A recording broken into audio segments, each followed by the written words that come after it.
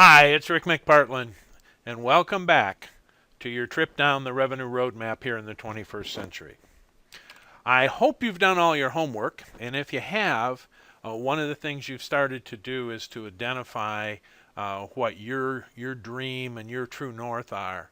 Because in this 21st century, if you don't have a clear direction that you want to go, and your competition does, it's very hard for you to get the right employees or the right customers or the right business partners because they want to be part of your dream and your true north.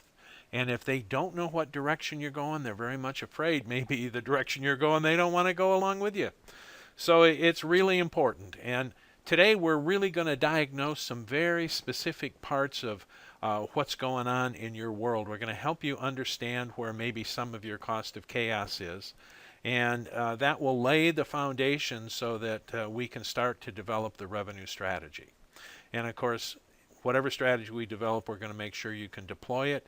And going forward, it's about continuously growing and keeping alignment in place, because one of the things we're sure of is that over time, everything around us is going to change. One of the principles of revenue generation is everything is constantly in transition. And even if you're not transitioning, everything around you is, and you've got to be ready to respond to it. So as you continue to learn the revenue science, it's going to help you deal with those transitions. And frequently what you're going to find is every time there's a new transition or a new challenge, you're really going to discover new opportunities and ways that you're going to be able to significantly get past those people you're competing with, because you're going to be able to rapidly apply the science, and they're going to sit there for months or years trying to figure out what's coming next. So, you've heard me mention the cost of chaos probably already 3 or 4 times.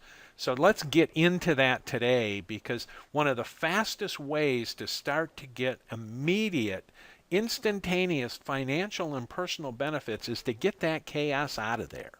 And chaos, aside from the fact it costs you money, that's what frustrates us. That's what makes our job as running companies or in sales or marketing or any part of the business that deals with the production of revenue.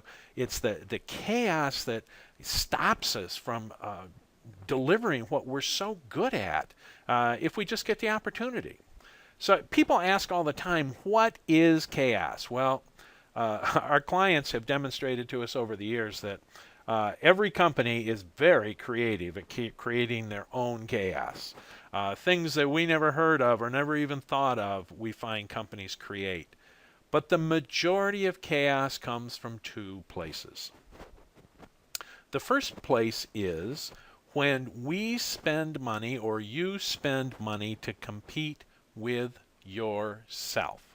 In other words, you take part of your budget and you allocate it for competing with yourself. And examples of that would be where sales is out having to give customers engineering answers because nobody has told them, or they don't have access to engineers, or the engineers aren't traveling with the salespeople to make presentations. So the salespeople give the customer the answers, and then engineering has to fix it later.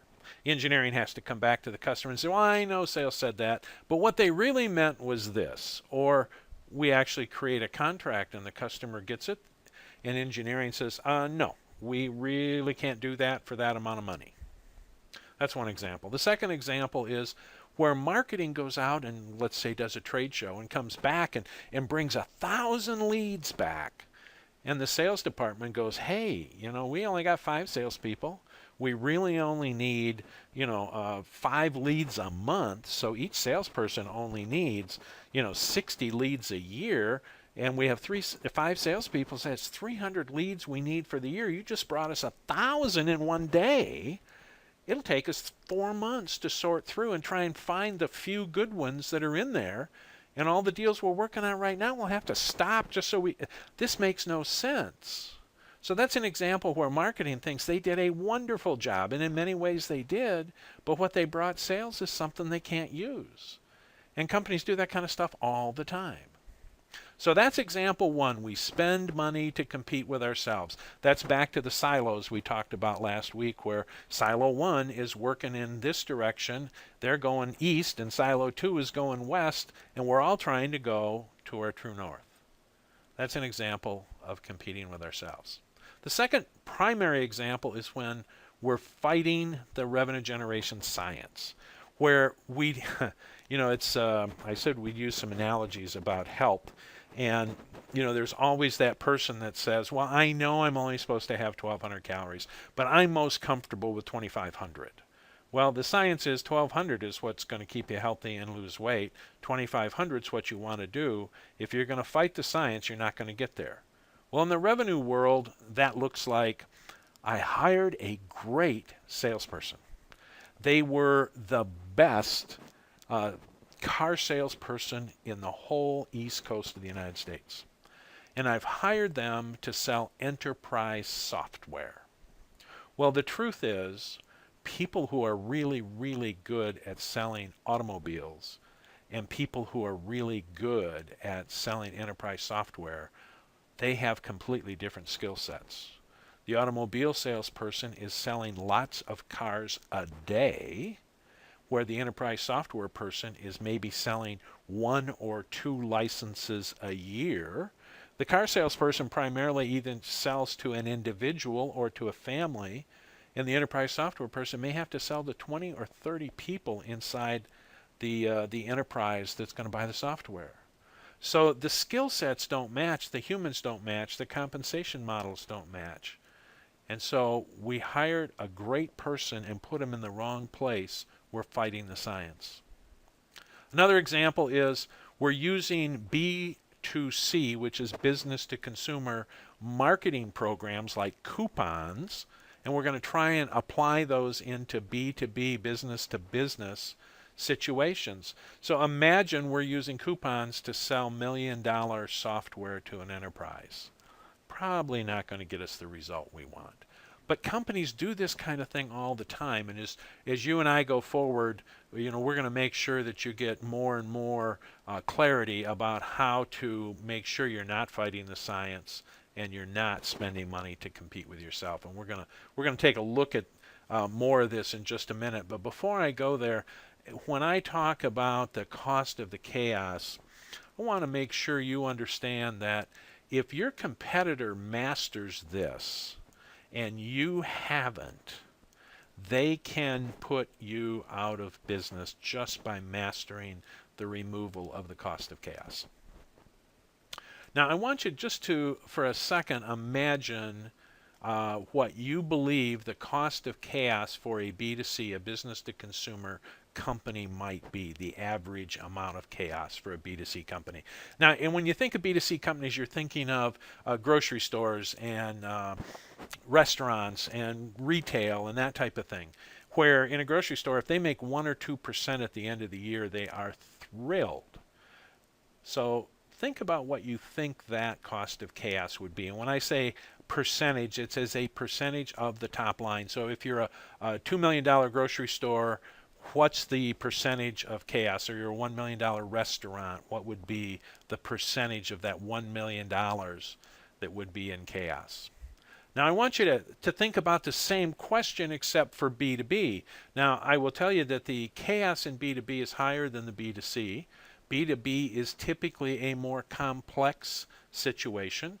It's a more complex sell, and frequently the product or service that we're selling is more complex also. So there's more opportunity for chaos in B2B. But think about a $10 million B2B company and imagine what the chaos for that B2B company might be as a percentage of that $10 million. So let's take a look. A B2C company, the typical chaos is 10%. So that $1 million restaurant, $100,000 of that $1 million restaurant is in the chaos to actually get the people in and get them in their seat and actually get them to buy their dinners.